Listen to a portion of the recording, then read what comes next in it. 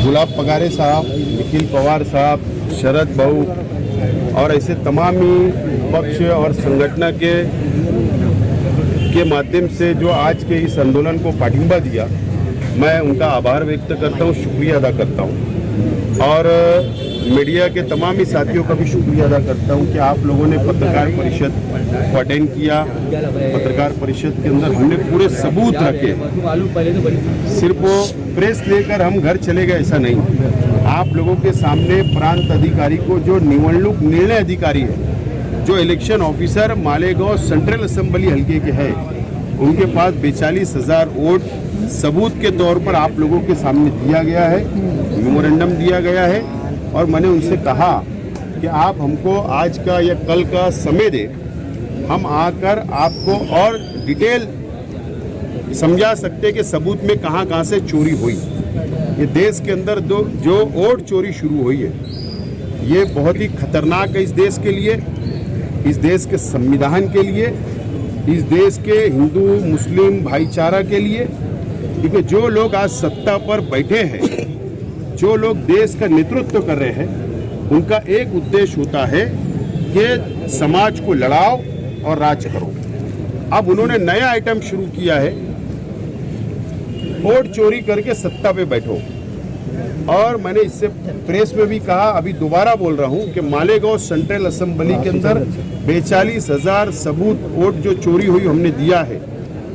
और मालेगांव मध्य के अंदर जो विद्यमान आमदार या जो लोग भी चुनकर आ रहे हैं, वो वोट चोरी के बिना पर आ रहे हैं और उनको भारतीय जनता पार्टी बीजेपी का आशीर्वाद है, शिवसेना का आशीर्वाद है और इसके लिए वो चुनकर आ रहे हैं। लेकिन ठीक है, एक वक्त आता है कि सच्चाई सामने आती है और ये वक्त अब आ चुका है कि सच्चाई अब सामने आ चुकी है और ये लड़ाई अभी हमने शुरू किया है। अब ये प्रांत अधिकारी के जिम्मे है कि आप वो लड़ाई को मालेगांव की हद तक खत्म करना चाहते हैं और डिलीट करके खत्म हमारी डिमांड को मान के, या अब ये लड़ाई को हमने गली से लेकर दिल्ली तक ले जाना है। हम मतलब हाईकोर्ट या सुप्रीम कोर्ट में हमको जाना पड़ेगा। ये अब प्रांत अधिकारी साहब के हाथों में है। हम आज हमने निवेदन दे दिया, हम 1-2 दिन इंतजार करेंगे। अगर हमारे अमल नहीं हुआ, अमल नहीं दिखा, तो इससे बड़ा आंदोलन खड़ा किया जाएगा। ये लड़ाई शेख आसिफ की नहीं है, ये लड़ाई इस देश के हर नागरिक के लिए है, इस देश के लिए है, इस देश के संविधान को बचाने के लिए है। मैं तमाम ही पत्रकार साथियों को शुक्रिया अदा करता हूँ, कार्यकर्ताओं को शुक्रिया अदा करता हूँ। बोगस एमएलए, बोगस वोट है तो बोगस एमएलए भी है। एमएलए छोटा है, विषय बहुत बड़ा है। सर, देश का विषय है, संविधान का विषय। वोट चोरी में सबसे अहम अगर रोल किसी का होगा तो वो बीएलओ का है, बूथ लेवल ऑफिसर का।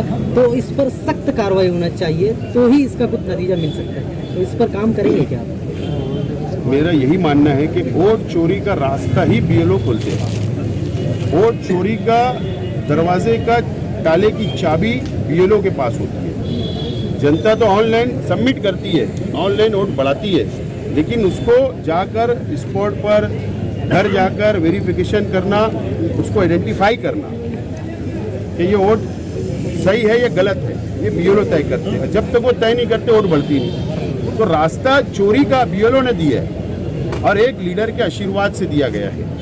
बीएलओ के ऊपर मैं तो बोलता हूँ कि हमारे जैसे लोग, एक लड़ाई झगड़ा अगर छोटा मोटा हो जाता तो मालेगांव शहर के सरकार प्लानिंग का केस डाल देती है 120B। तो ये तो बड़ी प्लानिंग है, ये तो देश को तोड़ने वाली, संविधान को तोड़ने वाली प्लानिंग है। मैं तो बोलता हूँ कि फौजदारी बीएलओ पे कर दो 120B प्लानिंग के तहत, सब सामने घोटाला आ जाएगा। बराबर, ये मेरी डिमांड है, चाहे वो कोई भी समाज, कोई भी धर्म का हो। लेकिन अगर देश बचाना है, संविधान बचाना है, वोट चोरी रोकना है, तो उसके लिए लड़ना पड़ेगा और उसको ऊपर उठ के लड़ना पड़ेगा। इसके लिए हमारी तैयारी है, इसके अंदर जिम्मेदार बीएलओ भी है। निखिल भाऊ, इंडिया अलायंस बोल रहे हैं कि दिल्ली की सरकार चोरी की सरकार है। बार बार महाराष्ट्र सरकार पर भी आरोप लगा रहे कि महाराष्ट्र में भी वोट चोरी हुई और महाराष्ट्र की सरकार भी वोट चोरी की सरकार है। क्या कहेंगे आप? लोकसभा के चुनाव के वक्त महाराष्ट्र में इंडिया अलायंस के कितने खासदार चुन के आए और 4 महीने में ऐसी कौन सी सिचुएशन बदली कि महाराष्ट्र में सरकार बीजेपी की पूरे बहुमत में आ गई। इसमें ही सब कुछ आ गया है। मुझे लगता है बहुत सारी चीज़ें आसिफ साहब ने यहाँ पे रखी है।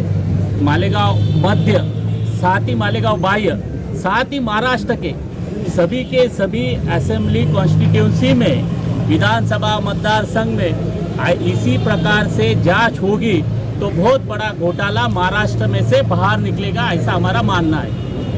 तो क्या आप नहीं मानते कि महाराष्ट्र की सरकार चोरी की सरकार है? हमारा कहना है कि राष्ट्रीय स्तर पे इसके ऊपर बहुत सारी बातें रखी गई। वही बात हम महाराष्ट्र से, मालेगांव से हम कहना चाहेंगे कि महाराष्ट्र के सरकार में ही बड़े पैमाने पे बोगस वोटों के जरिए सरकार लाने की कोशिश की गई है। बीजेपी आरोप लगा रही है कि लोकसभा में कांग्रेस ने मतलब वोट चोरी की है। पर वोट बढ़ाने का काम चालू है, तो क्या ये प्रांत अधिकारी के परमिशन से हो रहा है या क्या है ये बात बिल्कुल सच है कि धार्मिक संगठना, सामाजिक संगठना और यहाँ तक कि अफसोस की बात है कि बार बार कंप्लेन देने के बाद भी मालेगांव म्युनिसिपल कॉरपोरेशन के टीचर खुद धार्मिक संगठना के ऑफिसों में बैठकर बोगस वोट बढ़ाते हैं। ये बात बिल्कुल सच है और मुझको नहीं लगता कि प्रांत अधिकारी ने उनको परमिशन दिया होगा। और प्रांत अधिकारी से भी मेरी गुजारिश है कि ऐसे लोगों को पर भी लगाम लगाना चाहिए, ऐसे लोगों के ऊपर सख्त कार्रवाई होना चाहिए। और प्रांत अधिकारी ने एक गाइडलाइन आवाम के लिए डिक्लेयर करना चाहिए कि कौन कौन से सेंटर से कैसी वोट बढ़ा सकता। ये अगर गाइडलाइन आ जाएगी तो ये जो गोरख धंधा है, जो वोट चोरी का धंधा है, ये बंद हो सकता है।